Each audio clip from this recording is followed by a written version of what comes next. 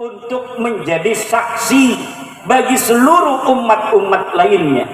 Wa kadzalika ja'alnakum ummatan wasata litakunu syuhada'a 'alan nasi wa yakuna ar-rasulu 'alaikum syahida. Bahwa mundurin kalian dijadikan ummatan wasata. Kata Syekh Nawawi, ummatan wasata ini adalah khiyaran ma'udulan, umat-umat yang terbaik, yang adil. Jadi wasat, pertengahan, moderat itu bukan orang yang tidak punya sikap. Ada orang yang bicara tentang tawassut wasatiyah, katanya wasatiyah itu tidak memihak sana, tidak memihak sini. Itu bukan tawassut, itu bukan wasatiyah, tetapi itu namanya tidak punya prinsip. Understand? yes. Coba lihat masa-masa lalu. Tawassut bagi kita umat Islam itu tauhidul la ilaha illallah. Itu tawassut yang hakiki. Islam wasatiyah artinya Islam yang bertauhid. Bertauhid apa? Karena yang namanya tauhid wasatun baina ta'tili wa tasyrik. Yang namanya tauhid bertuhan satu itu adalah wasatun, pertengahan baina ta'til, antara tidak bertuhan ateis wa tasyrik, dan bertuhan banyak. Lihat di dalam kitab Marah Dabid, tafsir munirnya Syekh Nawawi At-Tanara Al-Bantani, bagaimana kita memahami ummatan wasata, bagaimana kita memahami tawassut.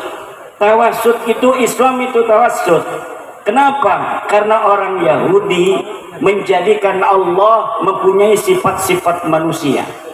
Kata orang Yahudi, Allah itu yadullahi maghlula, Allah itu pelit, katanya. Innallaha faqir wa nahnu aghnia, Allah itu miskin, kamilah orang-orang yang kaya. Sedangkan orang-orang Kristen mensifati manusia dengan sifat-sifat Tuhan. Kalau Yahudi mensifati Allah dengan sifat-sifat manusia, orang Kristen mensifati manusia dengan sifat-sifat Tuhan. Ja'al Islamu wasatan bainahuma, Islam datang pertengahan antara keduanya, bahwa laisa kamitslihi syai'un, Allah tidak mempunyai sepadan apapun. Allah tidak seperti apa yang dikatakan Yahudi. Umat Islam wasat bainal Yahudi wa wasat bainan Nasara. Umat Islam, ajaran Islam yang diturunkan oleh Allah pada Nabi Muhammad tidak mensifati Allah dengan sifat-sifat manusia seperti orang Yahudi, dan tidak mensifati Nabi dengan sifat-sifat Tuhan seperti orang Nasrani. Itu namanya wasat. Kalau orang ngomong wasatiyah, ngomong tentang moderat tapi tidak punya sikap, itu namanya oportunis. Namanya apa? Oportunis, nggak punya sikap. Coba lihat di dalam ayat lain, cara kita menafsirkan ayat itu harus munasabah baina ayatin wa ayatin ukhra. Coba kalimat yang sama yang ada di ayat yang lainnya. Kata Allah, kuntum khaira ummatin ukhrijat linnas ta'muruna bil ma'ruf wa tanhauna 'anil munkar. Kuntum khaira ummah. Lafaz ummah ini diulang. Tadi wa kadzalika ja'alnakum ummatan wasata. Kalian adalah umat yang pertengahan. Apa maksud umat pertengahan? Di ayat lain diterangkan kuntum khaira ummah, kalian adalah sebaik-baiknya ummah. Maka oleh Syekh Nawawi Tanara, ummatan wasata ditafsiri khiyaran naudulan.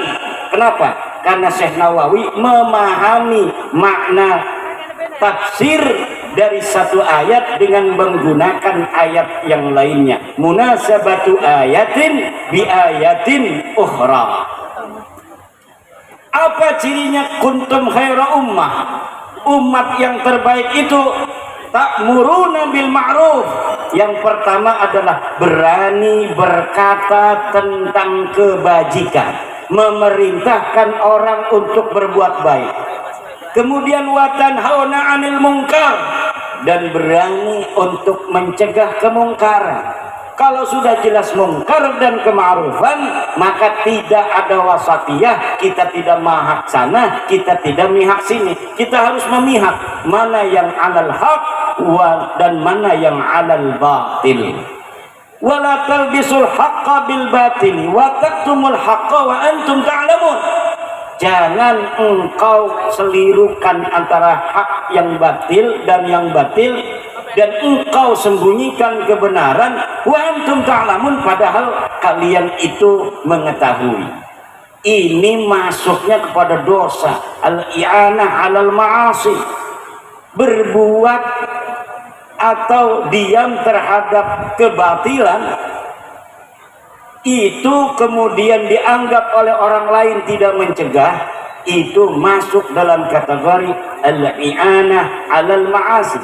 Wa ta'awanu 'alal birri wat taqwa wa la ta'awanu 'alal ismi wal 'udwan. Hadirin ma'asyiral muslimin rahimakumullah. Sedikit lagi, ini saya tadi habis ziarah dari Mbah Fuad Hashim, jalan dari pesantrennya Yai Abbas, nggak pernah olahraga, keringet ngucur. Kata saya dekat, karena saya sejak tahun 2011 ini sudah sering jarah ngumpet-ngumpet. Jadi saya jarah ke Mbah Abbas, ke kiai-kiai buntet, semuanya ini ke Mbah Fuad tanpa ada yang tahu. Kadang bawa istri yang ini, kadang juga nggak bawa istri. Dan saya banyak mondok di pesantren, pesantrennya itu nggak tahu saya mondok di situ. Kenapa? Karena mondoknya udah punya pesantren sayanya. Saya udah punya pesantren tapi masih keliling. Hanya baru beberapa tahun saya tidak keliling-keliling mengaji di pondok pesantren. Kita berdoa mudah-mudahan Mbak Yai Fuad ditambah derajatnya oleh Allah Subhanahu wa taala. Allahumma ighfir lahu warhamhu wa'afihi wa'fu anhu. Terima kasih, wallahu huwal muwaffiqu ila aqwami thariqin. Wassalamualaikum warahmatullahi wabarakatuh.